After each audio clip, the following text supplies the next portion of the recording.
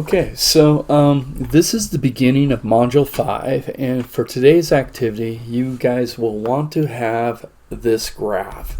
And if you don't have access to a printer, you can just use graph paper and make sure you put in your horizontal and your vertical axis and scale it appropriately. And this is the scale we'll use today. You're going to need the graph paper, you're going to need a ruler, and you're going to need a calculator, because today we're going to create systems of inequalities, and those inequalities will be in general form. And you're going to find, to graph the boundary lines of inequalities, you're going to want to use intercepts to get that graph, and that will give you the perfect graph, especially if you use your ruler to draw the boundary line. So let's get going. So this is 5.1 pet sitters, and this is a develop understanding task. The Martinez twins, here, let me hit slideshow here.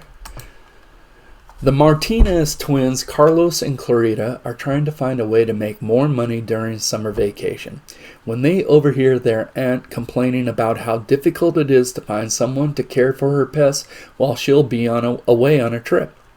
Carlos and Clarita know they have found the perfect solution. Not only do they have a large unused storage shed on their property where they can house animals, they also have a spacious fenced backyard where the pets can play. Carlos and Clarita are making a list of some of the issues they need to consider as part of their business plan to care for cats and dogs while their owners are on vacation. This sounds fun. All right, so let's take a peek here. We have two bullets here, space and a bullet for startup costs. What do they want us to do with these two bullets? So, can we come up with an inequality to represent each bullet above? All right, so let's take a look at this first bullet right here, which is space. Cat pens will require 6 square feet of space, while dog runs will require 24 square feet. So we're talking about the space in that storage shed. So how many of these pens do you think they're going to be able to fit in the storage shed? Well, Carlos and Clarita think we better set up an inequality. So we're going to let x equal the number of dog runs and y equal the number of cat pens. All right? Now, think about this. If dog runs require 24 square feet, wouldn't that be 24 times the number x, the number of dog runs? So let's go 24x, and cat pens require 6 square feet. They're a little bit smaller. So let's add to the 24x the plus 6y, because y is our number of cat pens. Now, how much space do they have in this storage shed? Carlos and Clarita have up to 360 square feet available. Up to 360 square feet.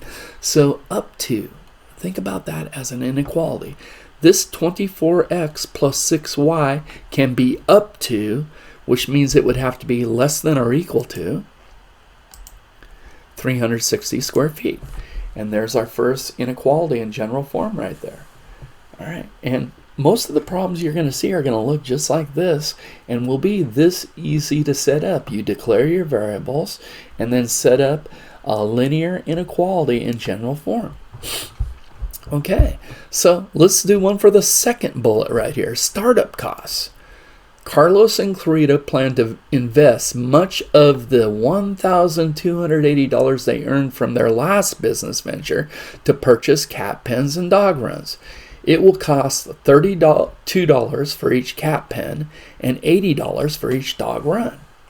Okay, let's put that together. So we're going to invest much of the $1,280. All right, that means less than or possibly equal to. So let's go less than or equal to, and then less than or equal to what? 1,280. Okay. Now, let's come up with our number of x's and our number of y's. All right, so it will cost $32 for each cat pen. So that would be 32 y's. And $80 for each dog run, plus 80x. And there is my inequality in general linear form right there for the second bullet, startup costs. Real cool. Okay. Of course, Carlos and Clarita want to make as much money as possible from their business, so they are planning to determine how many of each type of pet they should plan to accommodate. They plan to charge $8 per day for boarding each cat and $20 per day for each dog. Hey, that's a great deal. Okay, so what can we do with this? How about we write an algebraic expression in two variables that represents the daily income generated by the business? Okay, so now remember how we declared our variables. X was the number of dog runs, or we could say number of dogs boarded each day, and Y then would be the number of cats boarded each day. And we're talking about the income that they're bringing in, the daily income. So I'm going to say I equals, and they ask for an expression, so this is the part they're looking for. How many X's and how many Y's will we have? So let's think about this. Okay, so they're going to charge $20 per day for each dog, so that would be 20 times X, the number of dogs boarded each day, 20X, plus $8 per day for boarding each cat. So we're going to go plus 8Y, where Y is the number of cats boarded each day. So here's my expression right here, 20X plus 8Y. And that's a very important expression because that gives them the amount of income they're going to bring in every day. Okay. After surveying the community regarding the pet boarding needs, Carlos and Clarita are confident they can keep all of their boarding spaces filled for the summer. That's going to make some money. So the question is, how many of each type of pet should they prepare for? Their dad has suggested the same number of each, perhaps 12 cats and 12 dogs. Carlos thinks they should plan for more dogs since they can charge more. Clarita thinks they should plan for more cats since they take less space and time, and therefore they can board more. Oh, all valid there.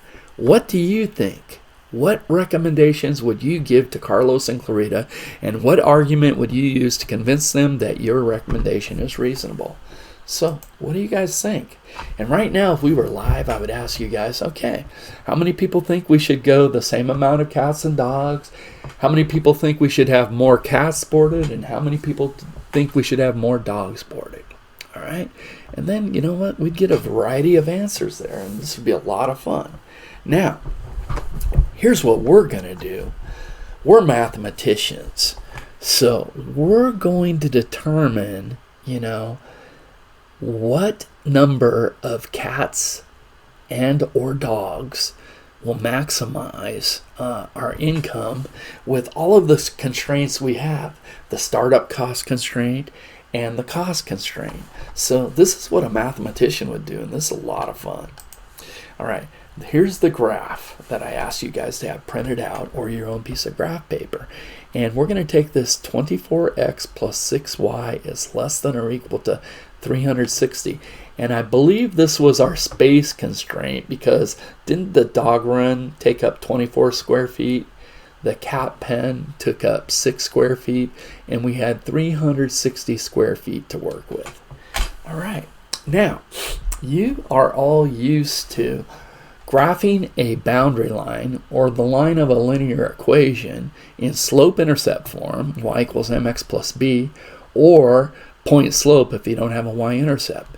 Okay, now let me show you a trick when you're in general form. And I love using intercepts when I'm graphing a boundary line that is given to me in general form. All right, so the intercepts. Now remember, at the y-intercept, x always equals 0.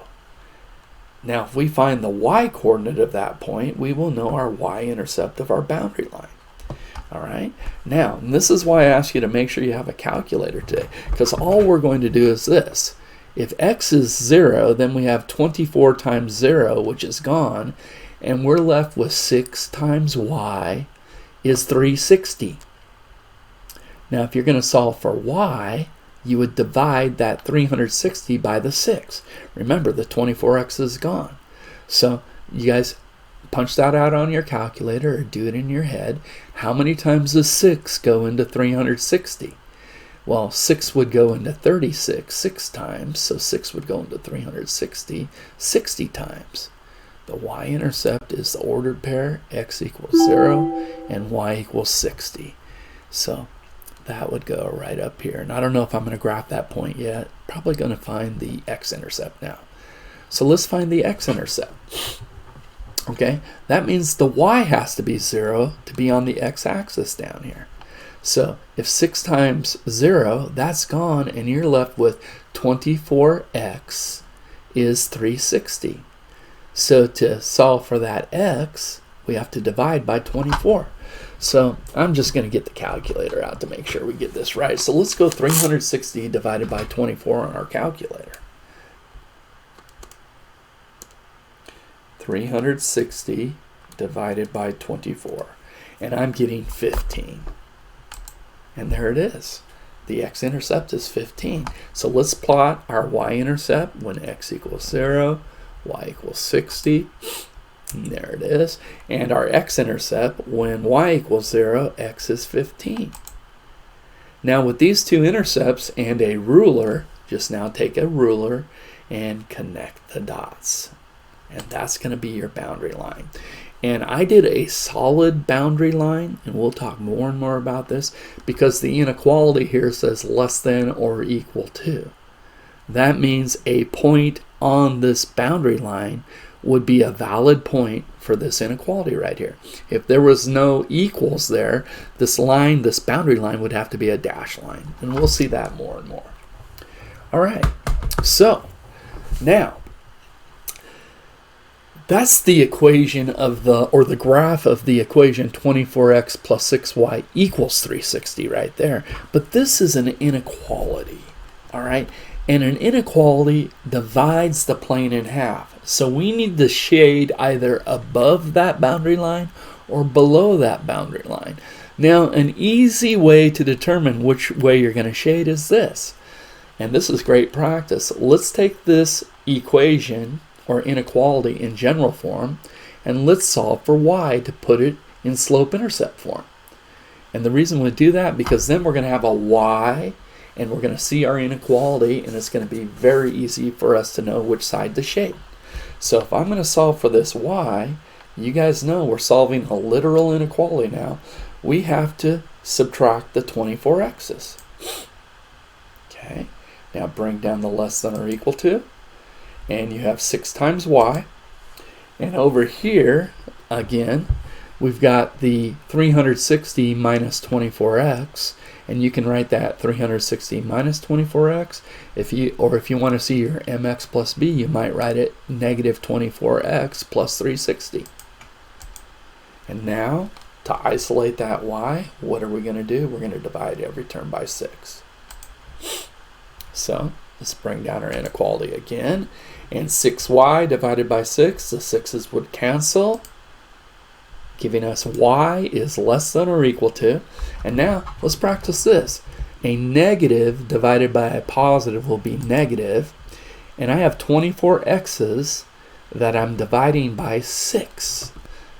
So doesn't 6 go into 24x's 4x times? Because 6 times 4 would give me the 24. And then plus 360 divided by 6. And isn't that what 6 goes into 360 60 times? And if you're not sure, check it on a calculator. Plus 60.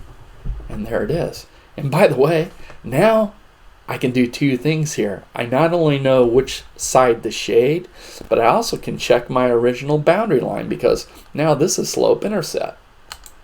And my b is the 60. Well, there's my b, 60. That worked. And my slope is negative 4. Well, let's see what the rise over the run would be to get from my intercepts here. So to get from this y-intercept to this x-intercept, I am rising negative 60. And I am running 15. Guess what negative 60 divided by 15 is? That's right, it's negative 4.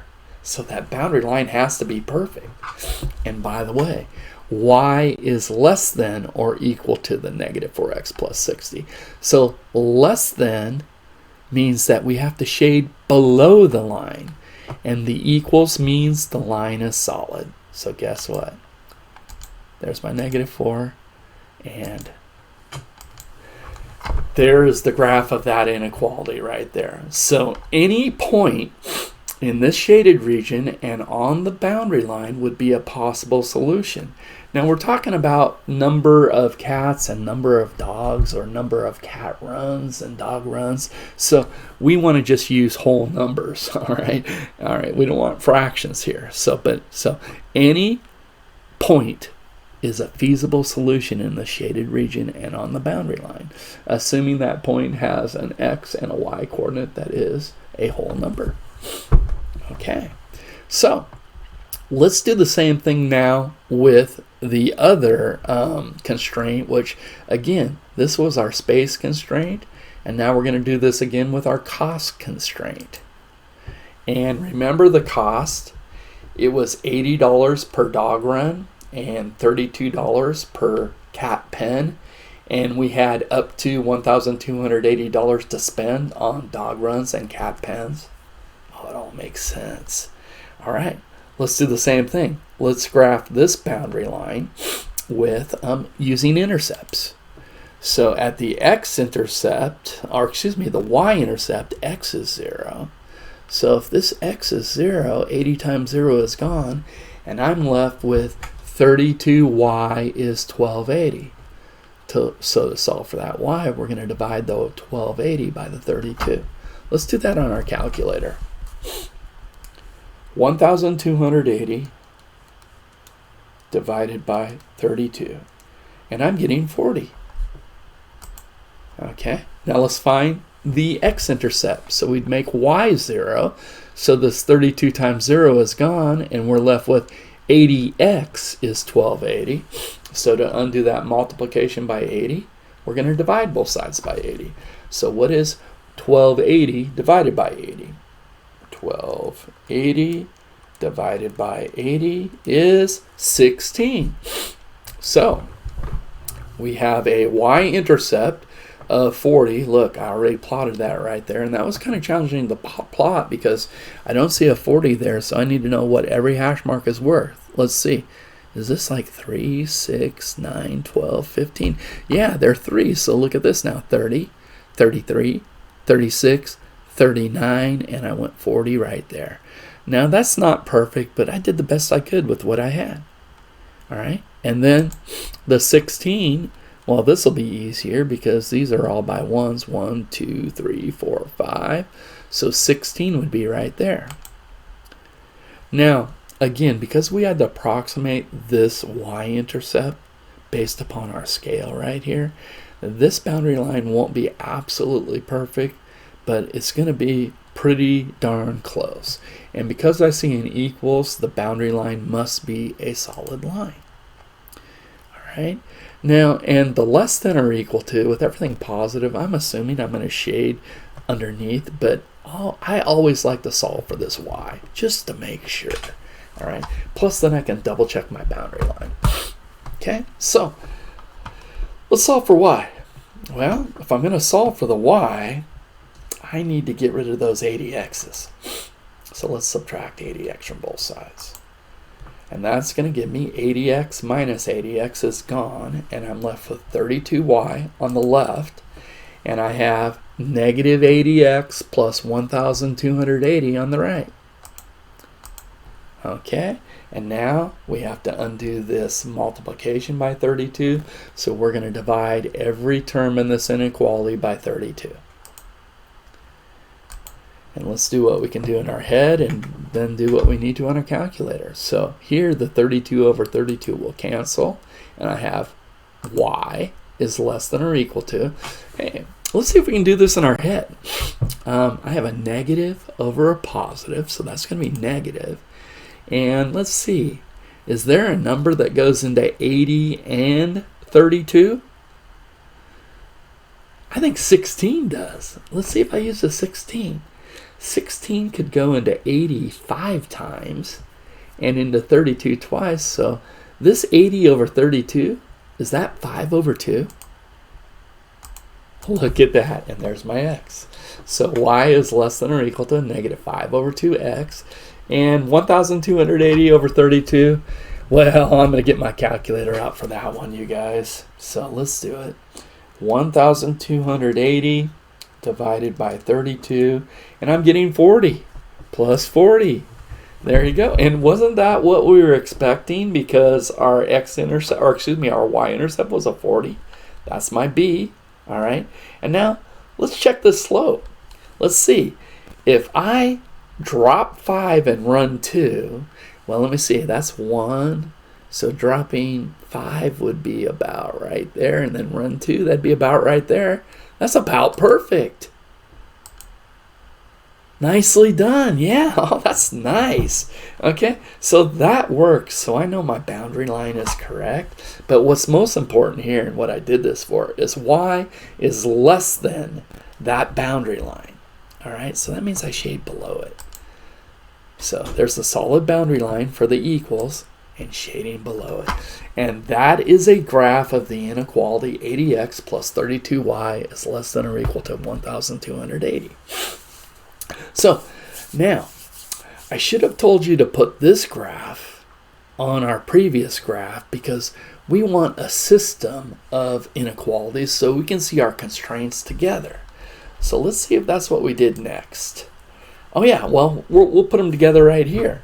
Okay, so let's take our slope-intercept form of this inequality, and you guys see the y-intercept is 60. There we go. And the slope of -4, do you remember the -60 over 15? And we already did this graph, so I did it in one step right there. All right, and then we shaded below. So there's our two constraints. Now, to be a feasible solution to this problem, all right, we have to have points that are within both constraints. So that would be the area that is under both boundary lines right here, which would be this region right here. And because our boundary lines are solid, okay, it could be a point on this line or that line right there or anything in this shaded region. All right, and that's all that this textbook really wants you to be able to do at this point. But I want to take you down a little pre-calculus road a little farther, because if you take pre-calculus, you're going to discover how you can choose the point that's going to work, that is going to maximize your profit.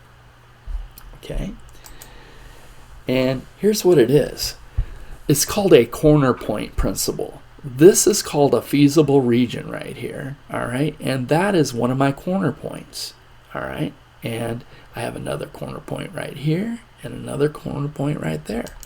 So the coordinates of this coordinate point, well, that was the 0, 40. And let's see, this corner point right there is 15, 0. Okay, and now I'm going to need to find the coordinates of this corner point right there.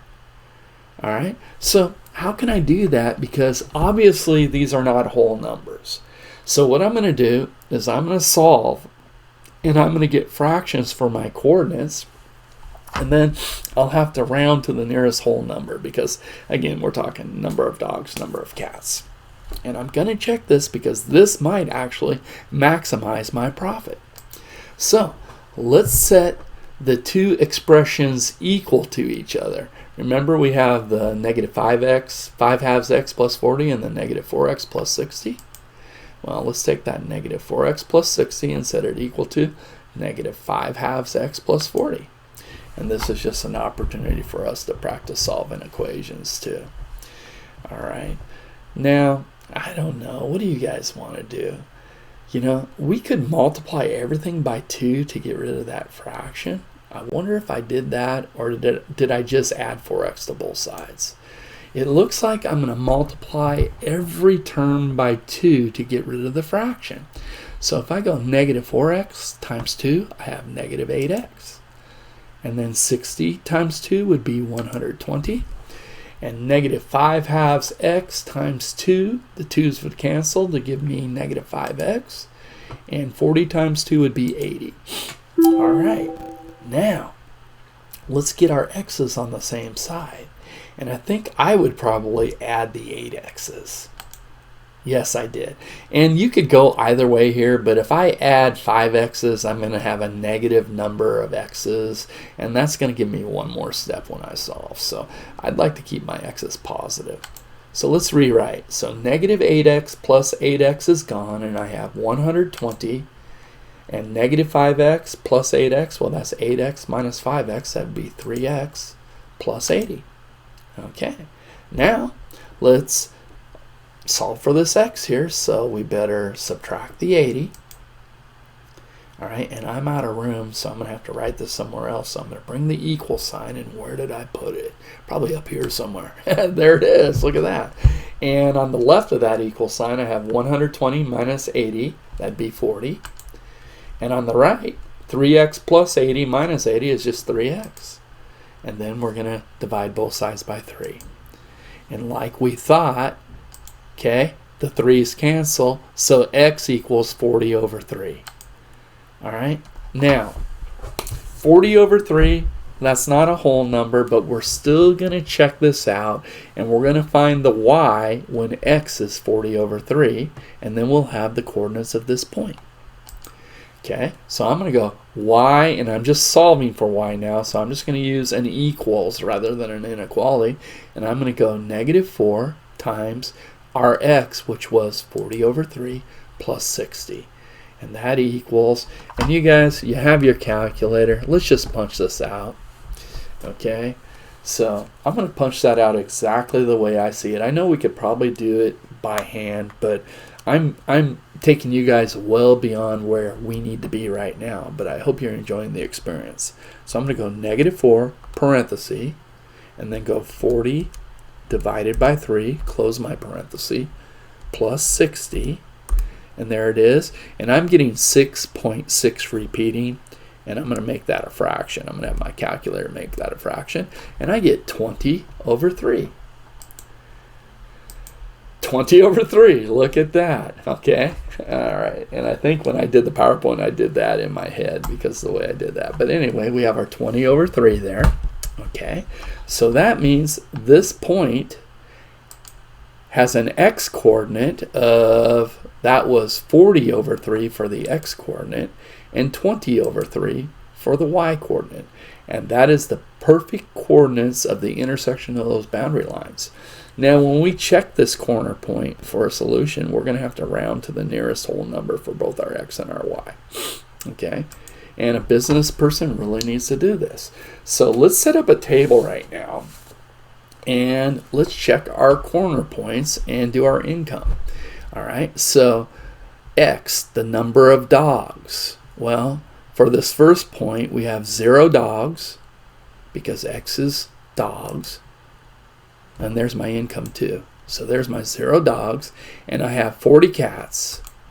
And what's my income? Well, I'm going to plug these coordinates into this income. So it'd be 20 times 0 is 0, plus 8 times 40, and 8 times 4 is 32. So that'd be $320. So there's the income if we use this corner point. Okay? Now, how many times does 3 go into 40? Wouldn't that be 13 times? So I'm probably going to put a 13 here. Let's see if I did. Yep. And how many times does 3 go into 20? Well, that'd be 6 times. So if I'm using this corner point right here, the maximum number of dogs or dog runs would be 13, and the maximum number of cats or cat pens would be 6. Now let's plug that in. Speaking of dogs, do you hear my dogs? I think somebody's at the door. They're going crazy. I'm going to try to ignore them. I hope they don't disrupt you guys. All right. Wow. Listen to that. Just a second. You better experience this because it fits perfectly into this activity. Hey, dogs. I'm trying to teach here. Okay. Thank you. It's perfect because I'm doing an activity right now on cat pens and dog runs. All right. Guess what? Mrs. Gibbons took care of it because Mrs. Gibbons is also a math teacher, believe it or not, and she's teaching remotely right now too. And her office is close to our front door. My office, I'm hiding in the bedroom. Okay, anyway, where were we at? Oh yeah, here it is.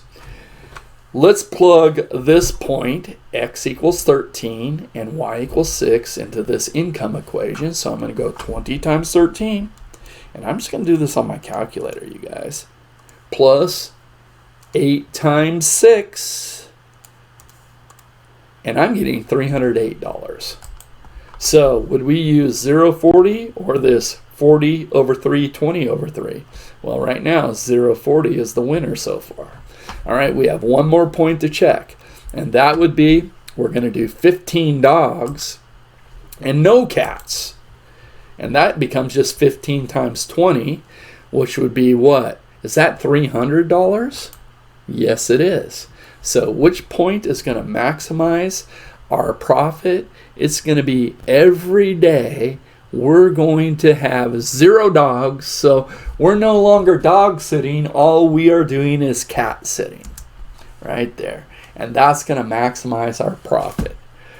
Now, Carlos and Clarita, you better think now. All right, I know we said that we could probably maximize our pens, but do you really think that we're going to get 40 cats a day during the summer? I don't know, because, cats are pretty independent, They might be able to take care of themselves, but we can try. All right. So this was a fun activity, and you guys please remember this last part with the corner points and maximizing the income, that I just threw in as some extra stuff for fun. All right. Knowing this is where you're going to go when you take my pre-calculus class in a few years. All right. But I want you to really focus on being able to graph your inequalities. All right. And even maybe a system of inequalities, why we see here. All right, you guys, get your ready, set, go done, and have a great day. All right, I'll see you soon.